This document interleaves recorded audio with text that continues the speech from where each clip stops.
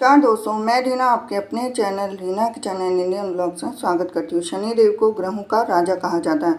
भगवान भोलेनाथ ने इसे न्याय के देवता की उपाधि दी है। शनिदेव को बहुत जल्दी क्रोध आता है। इसी क्रोध की वजह से पिता सूर्य से इनकी नाराजगी बनी रहती है। इनके क्रोध से सभी बचने की कोशिश करते हैं, वरना व्यक्ति पर मुसीबतों का पहाड़ टूट जाता है। इसीलिए इन्हें प्रसन्न करने के लिए शनिवार व्रत रखा जाता है। व्यक्ति शनिदेव से बचने और उन्हें शांत रखने के लिए अनेक उपाय करता है। शनि कृपा से व्यक्ति को सुख और वैभव की प्राप्ति होती है। जो लोग शनिवार का व्रत करते हैं उनको पूजा के समय शनिवार व्रत का श्रवण करना चाहिए। शनिवार की व्रत कथा। एक बार सभी 9 ग्रहों सूर्य, चंद्र, मंगल, बुध, बृहस्पति, शुक्र, शनि, राहु और केतु में बहस हो गई। कौन सबसे बड़ा है? आपस में लड़ने के बाद सभी देवराज इंद्र के पास पहुंच गए। इंद्र असमंजस की स्थिति में निर्णय नहीं दे पाए, परंतु उन्होंने सभी ग्रहों को सुझाव दिया कि पृथ्वी पर राजा विक्रमादित्य ही इसका फैसला कर सकते, क्योंकि वो बहुत ही न्यायप्रिय राजा हैं। सभी पृथ्वी पर राजा विक्रमादित्य के पास गए और अपने आने का कारण बताया। राजा उनकी समस्या को सुनकर बहुत परेशान हो गए। उनका चिंतित होना लाजमी था, क्योंकि जिसको भी किसी से छोटा बताता तो वही गुस्सा कर जाएगा। राजा के काफ़ी सोच विचार के बाद उन्हें एक उपाय सूझा। उन्होंने सुवर्ण, रजत, कांस्य, पीतल, सीसा, रांगा जैसा अभ्रक और लोहे से 9 सिंहासन का निर्माण कराया। उन्हें उपयुक्त क्रम में रख दिया। सबसे निवेदन किया गया कि क्रमानुसार सिंहासन पर आसन ग्रहण करें।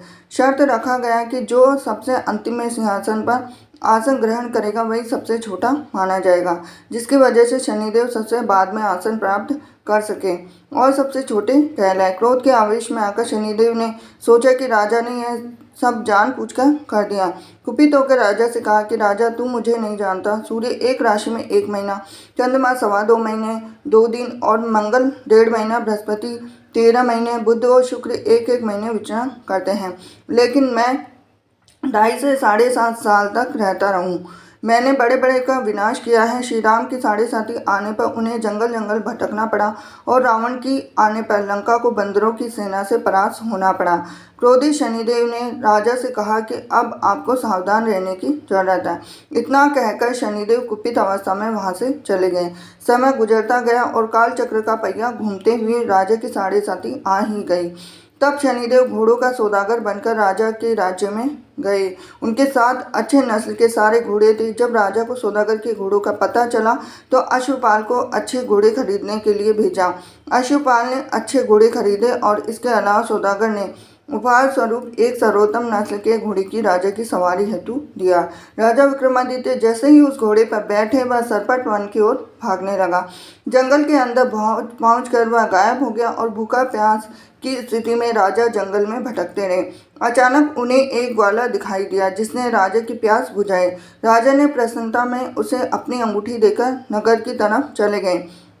वहाँ एक सेठ की दुकान पर पहुंचकर उन्होंने जल पिया और उनका नाम बीका बताया। भाग्यवश उस दिन सेठ की खूब आमदनी हुई। सेठ खुश होकर उन्हें अपने साथ लेकर आया। सेठ के घर में खूंटी पर एक हार टंगा था, जिसको खूंटी निगल रही थी। कुछ ही देर में हार पूरी तरह से गायब हो गई और सेठ वापस आ गया तो हार गायब था। उसे लगा कि बीका ने ही उसे चुरा लिया। सेठ ने बीका को कोतवाल में पकड़ा दिया और दंड स्वरूप राजा उसे चोर समझकर हाथ पैर कटवा दिए। अपंग अवस्था में उसे नगर के बाहर फेंक दिया गया। तभी वहां से एक तेली निकल रहा था, जिसको बीका पर दया आ गई। उसने बीका को अपनी गाड़ी में बैठा दिया। बीका अपनी नाभि से जीभ से बेलों को हाँकने लगा। कुछ समय पश्चात राजा की शनि दशा समाप्त हो गई। वर्षा काल आने पर बीका मल्हार गाने लगा। एक नगर की राजकुमारी मन भावनी ने मल्हार सुनकर मन ही मन प्रण कर लिया कि जो भी इस राग को गा रहा है वो उसी से ही विवाह करेगी। उन्होंने दासियों को खोजने के लिए भेजा, परंतु वापस आकर उन सभी ने बताया कि वह एक अपंग आदमी है। राजकुमारी यह जानकर फिर भी नहीं मानी। अगले दिन वह अनशन पर बैठ गई। जब लाख समझाने पर राजकुमारी नहीं मानी, तब राजा ने उस तेली को बुलवाया। भेजा और बीका से विवाह की तैयारियां करने के लिए कहा गया। बीका ने राजकुमारी का विवाह हो गया और एक दिन बीका के स्वप्न में शनिदेव ने आकर कहा कि देखा राजा, तुमने मुझे छोटा बताकर कितना दुख झेला। राजा ने क्षमा मांगते हुए हाथ जोड़कर कहा कि हे शनिदेव, जैसा दुख मुझे दिया है किसी और को ऐसा दुख मत देना। और शनिदेव इस विनती को मान गए और कहा कि मेरे व्रत और कथा से तुम्हारे सारे कष्ट दूर हो जाएंगे। जो भी नित्य मेरा ध्यान करेगा और चींटियों को आटा डालेगा उसकी सारी मनोकामना पूर्ण हो जाएगी। शनिदेव ने राजा को हाथ पैर भी वापस दिए और दूसरे दिन जब सुबह राजकुमारी की आंखें खुली तो आश्चर्यचकित हो गई। बीका ने मनभावनी को बताया कि वह उज्जैन का राजा विक्रमादित्य है। मनभावनी खुशी से फूले नहीं समा रही थी। राजा और नगरवासी सभी अत्यंत प्रसन्न हुए। सेठ ने जब यह सुना तो वह पैरों पर गिरकर क्षमा मांगने लगा। राजा ने कहा कि यह सब शनिदेव के कोप का प्रभाव था और इसमें किसी का कोई दोष नहीं है। सेठ ने निवेदन करते हुए कहा कि मुझे शांति तभी मिलेगी जब आप मेरे घर चलकर भोजन करेंगे। सेठ ने कई प्रकार के व्यंजनों से राजा का सत्कार किया और जब राजा भोजन करने लग रहे थे तभी कुटी हार निकल गई थी, वहीं अब उसे उगल रही है। सेठ ने अनेक मोहरे देकर राजा का स्वागत किया और अपनी कन्या श्रीकौरी से पानी ग्रहण का निवेदन किया। राजा ने साहस स्वीकार कर लिया कि राजा अपनी दोनों रानियों मनभावनी और श्रीकौरी को लेकर उज्जैन नगरी लौट आए। सारे नगर में दीपमाला और खुशी मनाई और राजा ने घोषणा करते हुए कहा कि मैंने शनिदेव को सबसे छोटे बताया था, लेकिन असल में वही सर्वोपरि है। तब से सारे राज्य में शनिदेव की पूजा और कथा नियमित होने लगी और सारी प्रजा के बीच खुशी और आनंद का वातावरण बन गया। शनिदेव के व्रत की कथा को जो भी सुनता और पढ़ता है उसके सारे दुख दूर होते हैं। तो ये थी आज के शनिदेव की व्रत कथा। हरे कृष्णा। नमस्कार दोस्तों, मैं रीना आपके अपने channel Reena kitchen and Indian vlogs में स्वागत करती हूँ। तो शनिवार के व्रत में आपको क्या खाना चाहिए और किस तरीके से आपको व्रत खोलना चाहिए, इस वीडियो में आपको दी जाएगी पूरी जानकारी। तो शनिवार व्रत में अन्न का सेवन नहीं करना चाहिए और शनिदेव को धूप, फूल, फल और काले तिल अर्पित करने चाहिए। शनिदेव की पूजा के दौरान मंत्रों का जाप करना चाहिए और आरती करना चाहिए।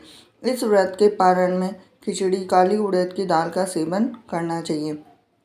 अब ये है शनिवार के व्रत के दिन क्या खाना चाहिए। तो शनिवार का व्रत करने वालों को पूरा दिन फलाहार करना चाहिए। इस व्रत में दिन में अन्न नहीं खाना चाहिए। शाम के समय उड़द की दाल की खिचड़ी खाकर व्रत खोलना चाहिए। व्रत के अगले दिन सुबह नहाकर पूजा करने के बाद ही कुछ खाना चाहिए, वरना व्रत पूर्ण नहीं माना जाता है। उसके साथ ही इस दौरान शनिदेव को पंचामृत में स्नान करवाना काफ़ी शुभ माना जाता है। इसके बाद उन्हें काले वस्त्र, काले तिल और सरसों का तेल अर्पित करें। सरसों के तेल का दिया जलाएं और इसके बाद शनिदेव चालीसा और कथा का पाठ भी करना चाहिए। पूजा के दौरान शनिदेव को पूड़ी और काले उड़द दाल की खिचड़ी का भोग लगाना चाहिए। शनिवार की पूजा सूर्योदय के समय करने से श्रेष्ठ फल मिलता है। इसके साथ ही ज्योतिष शास्त्र में भी बताया गया है कि शनिवार के दिन खिचड़ी खाने से शनिदेव प्रसन्न होते हैं। इसी प्रकार काले चने की सब्जी खाना भी शनि को अनुकूल बनाता है। ऐसी मान्यता है कि शनिवार के दिन चावल, चिवड़ा, चने का भूजा खाना भी शनि के प्रतिकूल प्रभाव को दूर करता है। साथ ही शनिवार को काफ़ी चीज़ें हैं जिनका हमें परहेज भी करना चाहिए, जैसे नमक नहीं खाना चाहिए हमें आज के दिन शनिवार के दिन सरसों का तेल नहीं खरीदना चाहिए। जूते चप्पल शनिवार के जूते चप्पल की खरीदारी भी नहीं करनी चाहिए। नमक शनिवार के दिन नमक खरीदने से भी बचना चाहिए। झाड़ू खरीदना भी अशुभ माना जाता है। लोहा शनिवार के दिन भूल कर भी नहीं खरीदना चाहिए। तो ये थी खास जानकारी आपके लिए। वीडियो अगर आपको थोड़ा सा भी रोचक लगा हो तो वीडियो को लाइक करें, चैनल को सब्सक्राइब करें, बेल आइकन प्रेस करें। ऐसी ही जानकारी के लिए बने रहिए Reena kitchen and Indian vlogs में। हरे कृष्णा।